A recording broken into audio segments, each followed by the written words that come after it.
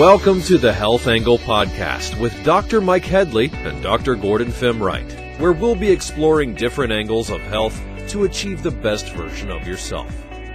Now here's your hosts, Dr. Mike and Dr. Gordon. Welcome everybody. I am Dr. Mike Headlee and with me is Dr. Gordon Fimreite. Welcome, Dr. Gordy. Hey, Dr. Mike, and welcome everybody to the Health Angle Podcast. Today we have a special program because, well, the name of it is The Power of Walking, the most underrated exercise. I really mean that. And after today, you're going to look at walking a completely different way.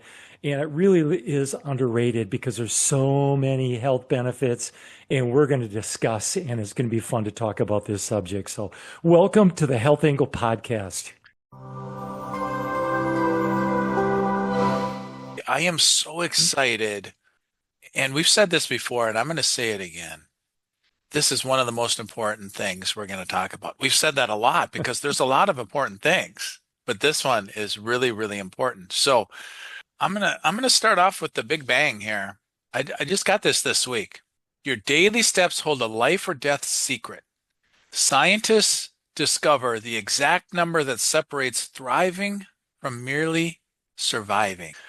Exercise is medicine in the truest sense. I think laughter is medicine, and I'd like to do a podcast on laughter as healing as well.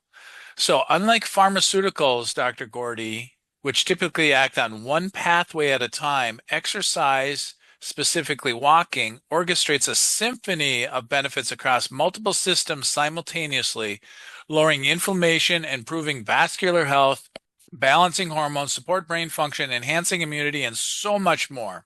Why does walking deliver such profound and wide-ranging effects? Well, there's a landmark study from August 4th of this year, not that long ago, August 4th, 2025. There's an epidemiologist, Nicholas Holscher. He published it in The Lancet, which is a very prestigious journal. So listen to this, Dr. Gordy. Walking around 7,000 steps per day cuts the risk of dying from any cause by nearly half. Wow. And a lot of people have Fitbits and smartwatches and all that other stuff. And you hear this buzzword of 10,000 steps, walk 10,000 steps, 10,000 steps. That was just made up. And it's not wrong or bad. Heck, if everyone gets 10,000 steps a day, it's really, really good. But they actually did research on this. And so the study pooled data from nearly 1 million participants across 24 cohorts worldwide. The most comprehensive analysis of step counts and health outcomes to date. So I'm just going to give you a few statistics, and then I'll let you go on your first point. So when you get approximately 7,000 steps in a day, this is what happens. 40% lower risk of all-cause mortality. Wow. 25% lower risk of developing cardiovascular disease. Pair that with other nutritional stuff that we talked about, healthy heart, and you'll really do wonders. 47% lower risk of dying from cardiovascular disease. 37% lower risk of cancer death. 14% lower risk of type 2 diabetes when you get 7,000 steps a day. 38% lower risk of dementia. 22% lower risk of depression. 28% lower risk of falls. So the benefits start as little as 3,000 to 4,000 steps, but really they're saying progressively it gets stronger and kind of plateaus with your health benefits at 7,000. So don't feel like you have to get 21,000 to get 3 times the benefits. So 7,000-ish. That's just really, really cool to me. You know, it just validates what people have been talking all along, 10,000 steps, 10,000 steps. So don't stress and be up till midnight if you're only at 7,000, and pat yourself on the back and know that you're really, really enhancing your health. That's great information, Mike, because my first point actually pretty much parallels that. So, I mean, it really reduces chronic disease, even a small amount of walking. And this study was from 2019 from the Journal of the American Medical Association, Internal Medicine. It showed just walking 4,400 steps a day can significantly reduce mortality. Now, I don't want to make a reference point here. 4,400 steps, what does that mean? That's roughly about 2 miles. Or if you're walking for 35 to 40 minutes, not that long. It can make a big difference. And just like your study says, if you go up to 7,500 steps, And then it levels off from there because that's a real huge benefit. And again, that equates to about 3 miles all the way up to just under 4 miles. Huge difference in your life and your lifespan. And that is equating to about 60 to 75 minutes of walking. Not a lot. And you're right, Mike, 10,000 steps kind of marketing, it comes from these Fitbits. And I remember it was pre-programmed into my Fitbit as well. Just shoot for 7,500. That's a great. You make a huge difference on heart disease, diabetes, strokes, and hey, you can prevent early death as a result. I'm going to go into my second point, Mike. I got about 7 of them, and I'm just going to do the second one right now. It boosts brain health and lowers dementia risks. So walking improves blood flow to the brain, which increases brain-derived neurotrophic factor, which supports cognitive function. And one study found that if you walk 6 to 9 miles per week, if you just do a mile a day, you can reduce the risk of memory problems in Alzheimer's by nearly 50%. We all know someone that has dementia or Alzheimer's. It's so rampant, it's affecting everybody. 50% by just doing a mile or so a day. Unbelievable.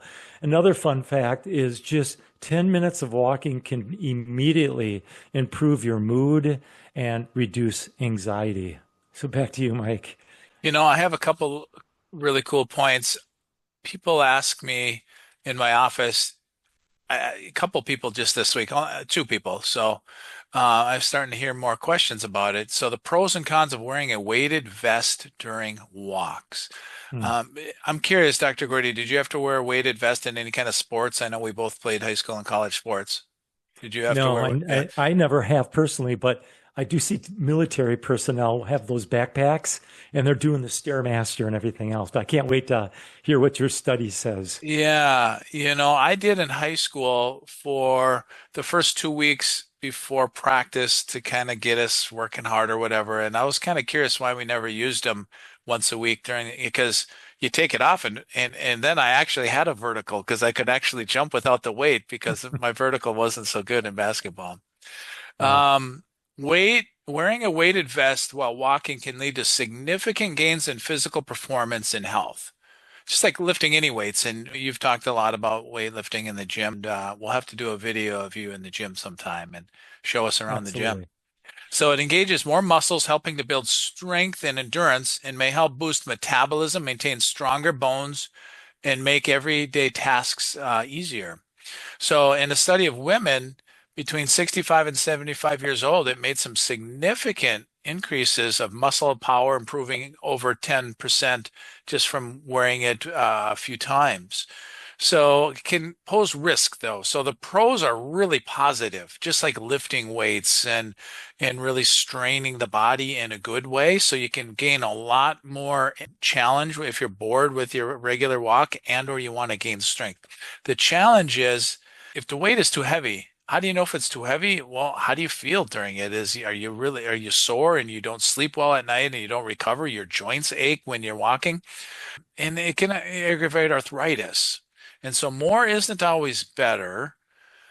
So minimize risk, start with light weights first, gradually increase to the load your body adapts to, and just make sure the vest fits. It's not jumping up and down if you're going up on heels and swinging your arms, and it's not slopping around. And then just make sure the weight is distributed evenly, like you would have a backpack on and strap it on firm and around the waist. And so it stays snug so it doesn't interfere with your normal cadence of walking. So more pros than cons, but just start out simple and easy and don't maybe throw on a 50-pound rucksack, if you aren't in the military and you aren't used to doing that because you might strain your lower back and your joints and then you're out of the gym completely.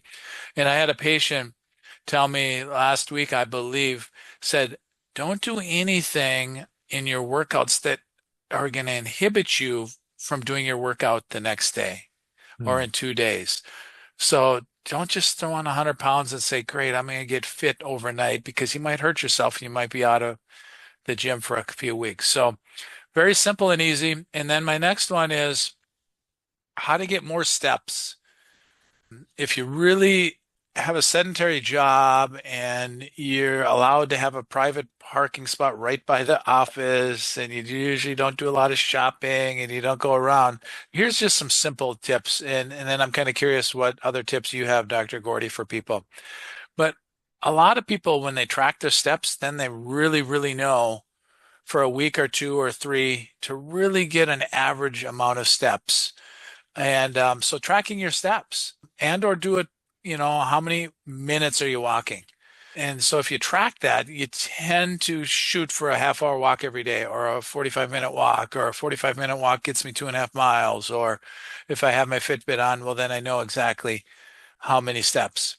Sneak in extra steps. So be less efficient if you're allowed at work. Don't do it if it's going to risk your job. But if you can make 2 trips, if you're bringing water to your garden, maybe, instead of 5-gallon pails filled to the brim and you're straining your body, fill them halfway up and bring them to the barn or the garden and things like that. And go up the stairs instead of elevators.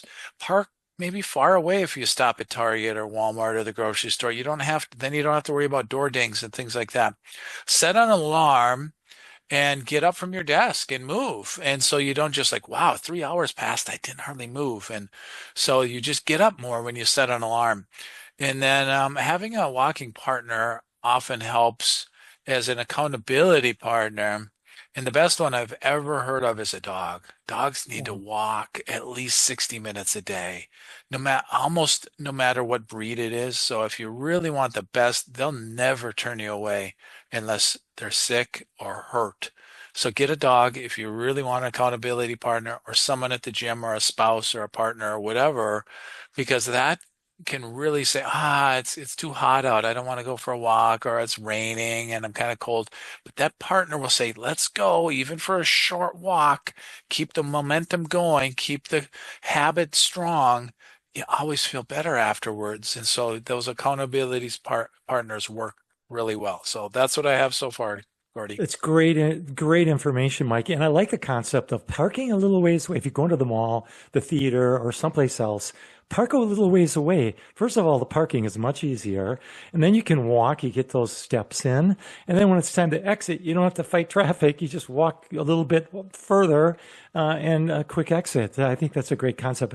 I love taking steps too. When you have the opportunity between like an elevator, as long as you're not on the 70th floor or the 60th floor, who knows, maybe it'd be great exercise. But if you have to go up a couple of steps instead of taking an escalator, go for it. Great way to get steps. So great information, Mike.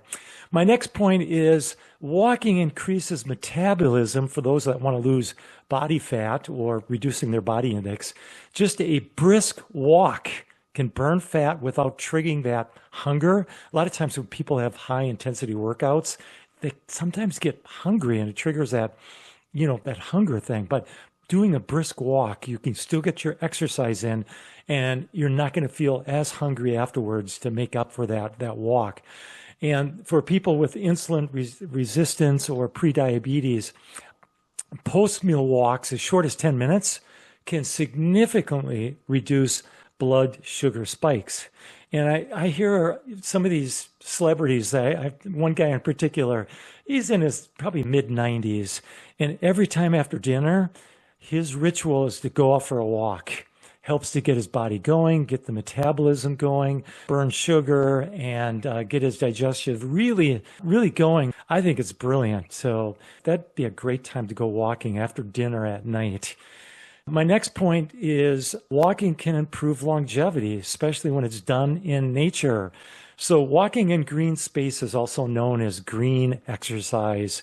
It improves immune function, it reduces inflammation, it helps regulate cortisol. And whenever we're under a lot of stress, we have a lot of cortisol that we need to burn up. And walking helps to burn that up and regulate it. Japanese call it forest bathing. That's a concept where they take a walk in nature and it increases the nature killer cell activation by about 50%, which is critical for fighting infections and even cancer. So get out, especially in nature, and go for a walk. So back to you, Mike. Yeah, there's a couple really good benefits of interval walking training. In another article I have, walking faster helps prevent and reverse age-related frailty. Oftentimes you'll see people at the same cadence, the same speed, and they're walking, and it's awesome because anyone's off the couch and outside. That's the first step. Amazing, amazing, amazing. If you want to take your health and your walking habit to the next level, I think interval walking is really significant because of the Mhm. health benefits. Interval walking training, IWT, was developed by a Japanese professor, NOSE, I think it's Nose Hiroshi, and it's really simple. It just increases the cadence or the speed of your walk. And so you can do it every 3 minutes. You walk 10% faster. And it increases your aerobic fitness, reduces blood pressure, better glucose management within 5 months of this practice. And the studies show that even doing this 60 minutes a week, I mean, that's not that long. Some people walk 60 minutes a day. Mhm. It increases your HDL cholesterol, reduces your fatty liver, improves cardiovascular health. So just remember stretching, warming up instead of just get out there and go as fast as you can. But posture matters, 90 degrees angle. Just increase your speed for up to 3 minutes and then just go back to the normal strolling and, good cadence. And gosh, it's Nordic walking poles some people use, and gosh, you just get out of first gear once in a while. Get to gear two once in a while, every 3 minutes, and then cool down and start up again. You don't have to sprint, even though some people are doing that and whatever, but just change the treadmill. If you're on the treadmill watching Thursday night football, Dr. Gordy is going to watch his Packers, and I'll probably watch Sunday night football coming up, the Vikings. So that's a great way to watch a game. It kind of burns up some of the cortisol, the adrenaline, but then just increase the treadmill 10, 20% and the elevation a little bit, and you'll just have massive more improvements with your walking. There's a lot to be said with the concept of burst training or surge training, and people can Google that or check it out on a search engine. And a lot of benefits. And one of the benefits is the cortisol. You don't spike up those cortisol, the stress hormones, so it's less stressful on the body. And other benefits, it's muscle building versus muscle wasting. So surge or burst training, love it. Really good. So I got two more points here, Dr. Mike, is this is for us, this is really important. Walking is the best movement for joint health and longevity. And contrary to what people believe, actual walking helps to protect the knee by maintaining joint lubrication and cartilage health. And studies show that regular walkers are less likely to need joint replacements versus those that have a sedentary lifestyle. So walking really can reduce pain, improve mobility, even with people with osteoarthritis, also called the wear and tear disease. People can still get benefit even if they have some degree of osteoarthritis. Last and final point for me, Dr. Mike, is walking can be looked at as a mental reset that helps to rewire the brain. And I resonate with this one. Walking increases creative thinking and problem solving. And there's a Stanford study that showed that creative output increases 60% when people are walking versus just sitting. And walking also activates the brain's default mode network, which helps with like memory and emotional processing, etc. And it's great for stress relief and mental clarity. Mike, I can't tell you how many times I've went out for a walk and I'll have a circumstance that I'm trying to think through. And I don't know if it's the adrenaline, the cortisone, and some of these hormones that are kicking in, but I just get these deep thoughts and I can really get to resolution of some of these issues that I'm thinking about, or I'll come up with a marketing idea or something with work that's a creative approach. So a big fan of getting out, just tap into the creative thinking forces. So that's it for me, Dr. Mike. I love that, and I'm glad it works for you. I am a big fan of the Artist Way book series, and this is my latest one, Living the Artist Way. And one of the strategies to keep it short is walking 20 minutes a day because it opens up the creativity. And we're all artists in some way. And 20 minutes. And you've read just as much as I have, Dr. Gordy, of past presidents, thought leaders, influencers, whether it's Abe Lincoln or some other president, when they're stressed, they go out on the back lawn and they walk. And some people, patients of mine walk in labyrinths, and they walk in different gardens and different nature hikes, like you said, forest bathing or their favorite state park.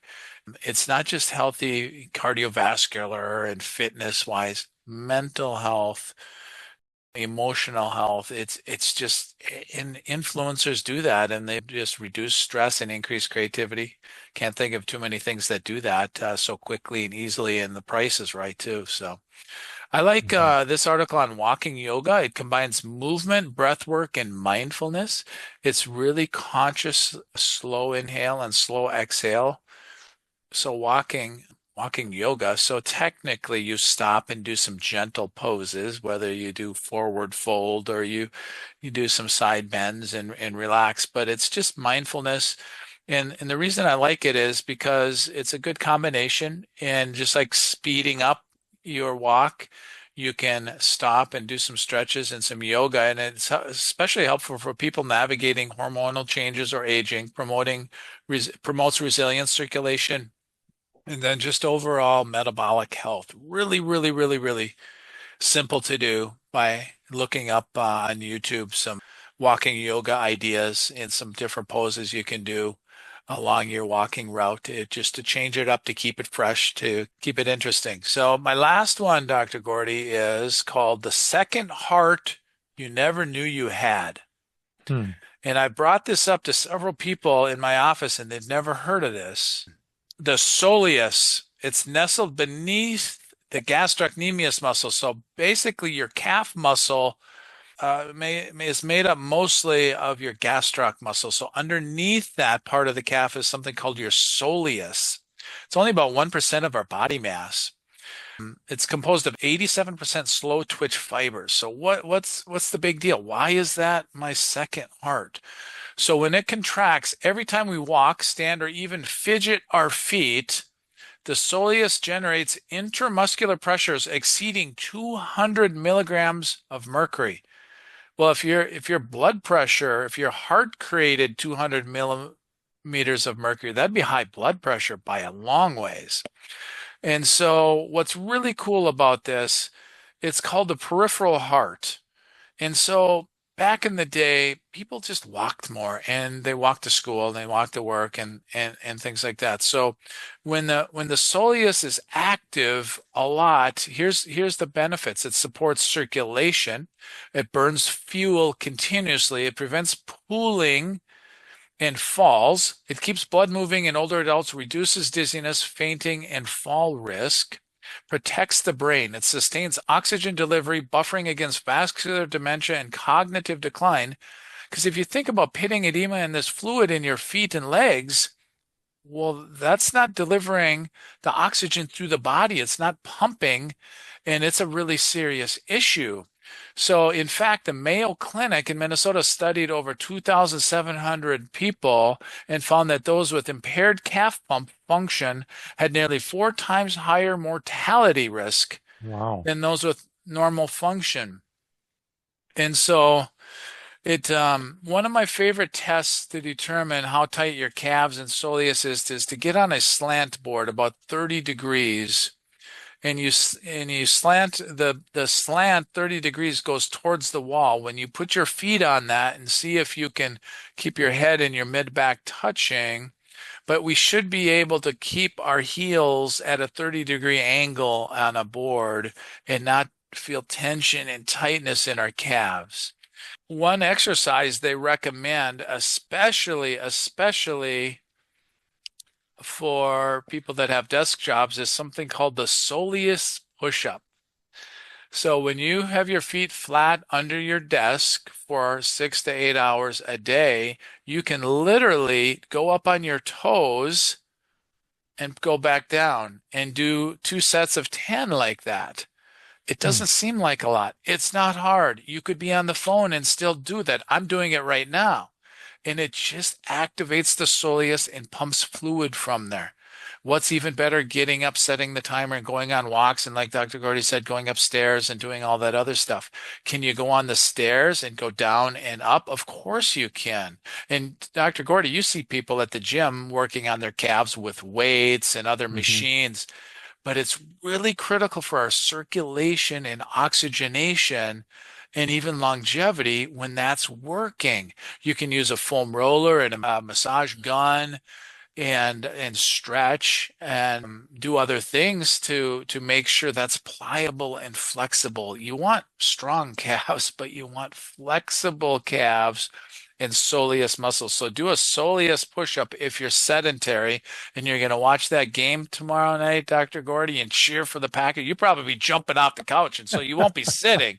You'll be cheering every time there's a sack and a touchdown. But if you just sit, on an airplane or a bus or a car, you can move one foot at a time, maybe not the one on the gas, but that's critical to have really healthy calves and really good soleus muscles. So that's all I have today for you, Dr. Gordy. That's great, Mike. I'm going to have a final point, but those are some really good, that's great information. My challenge to the audience watching this is try to walk 3 miles a day or 60 minutes. Now, I like the concept of the burst or surge training where you do a brisk walk, then you can slow it down and then go, do a little more to the brisk side and do that within 30 minutes, maybe half hour in the morning, half hour at night, or just all at once, and try to make it 3 miles. So my challenge to the audience is just start doing some walking. If you're not up to that level, start slower, but I think walking is critical, and I love it as well for me personally, just because it does bring out the creative juices, and it feels good. It just feels good.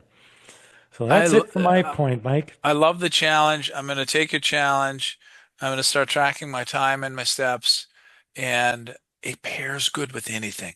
If you're a marathon runner, walk. If you're a weightlifter, walk. If you're a swimmer, walk. It pairs with everything. So I close out all of our podcasts with, what's your number one takeaway that you can talk to a coworker about tonight or tomorrow and have a discussion about walking, how they get their steps in, how many steps, do they track it, what do they do to sneak in extra steps? What's your number one takeaway that you can share? And then what's your number one action step? Are you going to take Dr. Gordy's challenge? Because I am. And what's your number one action step that you can do starting today? And with that, awesome. I'm excited about the topic because it's simple, but it's something everyone can do. Yeah, that's great, Mike. Thank you for sharing. And again, thanks for joining us here at the Health Angle Podcast. Please subscribe if you haven't already, like our content. Just click that notification bell, and we always appreciate comments as well. So next week, we'll have another subject right here on the Health Angle Podcast. And until then, we'll see you. Thank you for joining us on the Health Angle Podcast. Please subscribe to our channel and catch us for our next episode.